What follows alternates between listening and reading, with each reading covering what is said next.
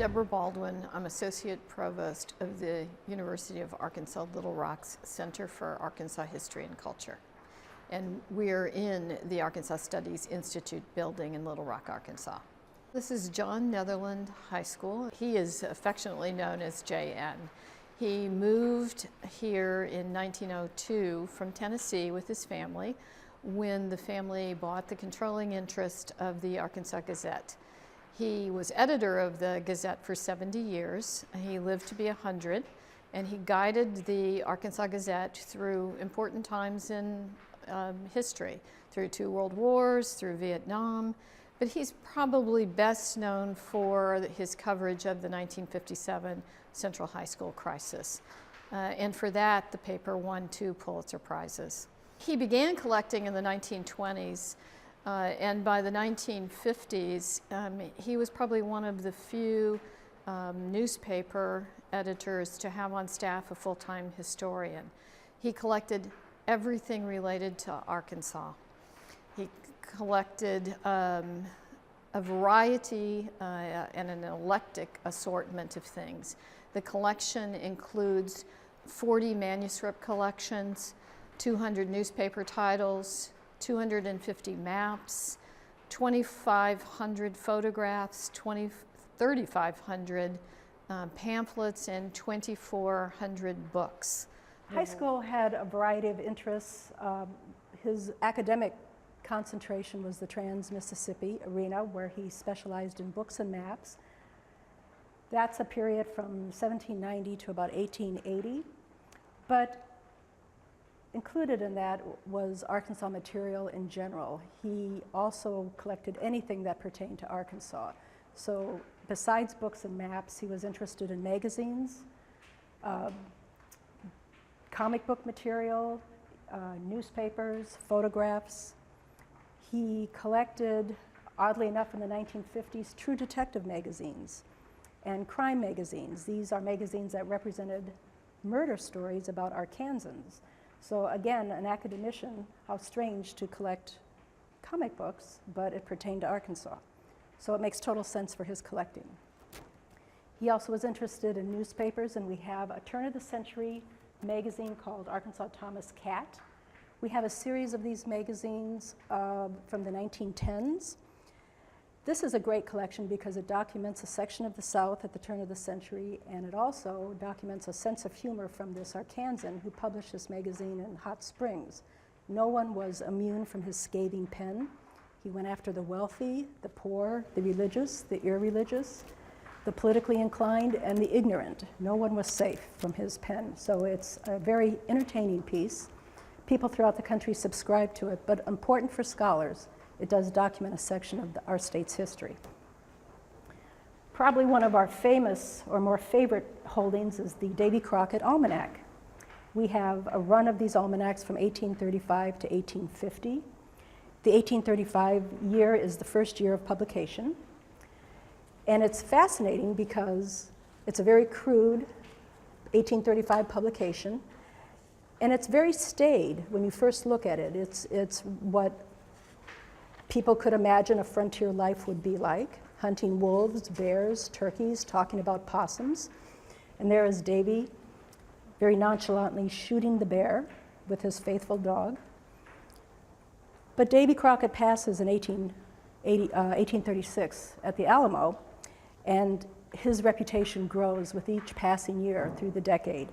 And we end up with 1850, the Davy Crockett Almanac, and he's wrestling snakes, he's riding alligators,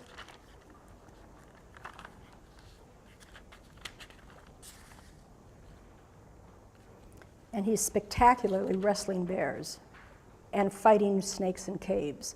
So we've gone from the bare-bones frontiersman to this legendary figure.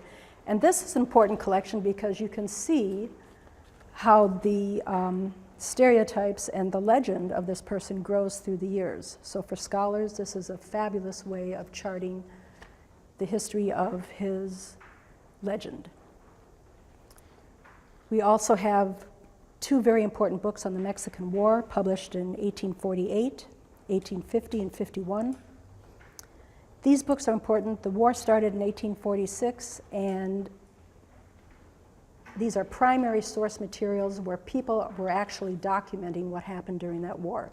So mid-19th century material that's firsthand accounts of a war from a long period ago is very important for scholars. So this is a very key holding for the Heiskell collection.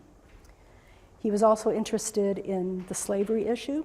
Obviously, being a southern state, that would have an impact on his collecting. He collected quite a few books on the issues of slavery in the 19th century.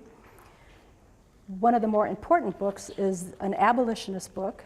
A reverend from the North, a Yankee, came down and spent 3 years in the South and went through all 11 states and documented what he saw, which of course helped the Union cause in terms of the propaganda against slavery, but also it historically documents what was going on in each state. And of course, Arkansas is mentioned in this book.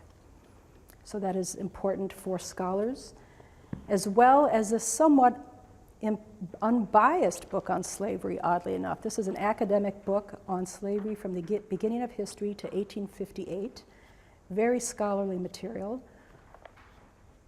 very non-opinionated. So this is an academic viewpoint of slavery. Again, a rare book and important for scholars at that time period. He was also interested in cowboys. He has many collections or many books on cowboys, but this one is particularly interesting because it's a book from the 1870s, and it talks about what was actually going on in the western frontier at the time. So it talks about cattle raising, it talks about minerals, it talks about crops. It gives a very factual account of what's going on in the West. So people in the East Coast, they're fascinated by the West, and they're getting a lot of hyperbole, but this is an important book because it gives facts. And this would be important for scholars to see what people were thinking of the West at that time period from a concrete point of view. And then finally, again, he's interested in crimes and criminals, as I pointed out with the comic books. This is a book from the 1880s. This is important because it mentions a lot of the post-Civil War outlaws, Jesse James. A lot of those people became criminals in the Indian Territory because they could flee the government. So it documents some of their exploits, as well as the Mountain Meadows Massacre, which is an 1857 documentation of Arkansans murdered in Utah on their way to California. This is a very key photograph. Jay and Heiskell collected photographs, and he was particularly, again, interested in the 19th century, the Civil War in particular. These are two friends, Union and Confederate, who knew each other prior to the Civil War, who fought against each other at the Battle of Pea Ridge in 1862, survived the war, came out alive, and remained friends after the war, and here they are at age 100, sitting on the porch talking about the old days. The university obtained the collection in 1985 from the Arkansas Gazette Foundation and the Patterson family. Heiskell's daughter had married into the Patterson family, and that's why the gift came from both. It was a large collection. It is the largest private collection on Arkansas materials to come to any university in the state, and we're very pleased to have it.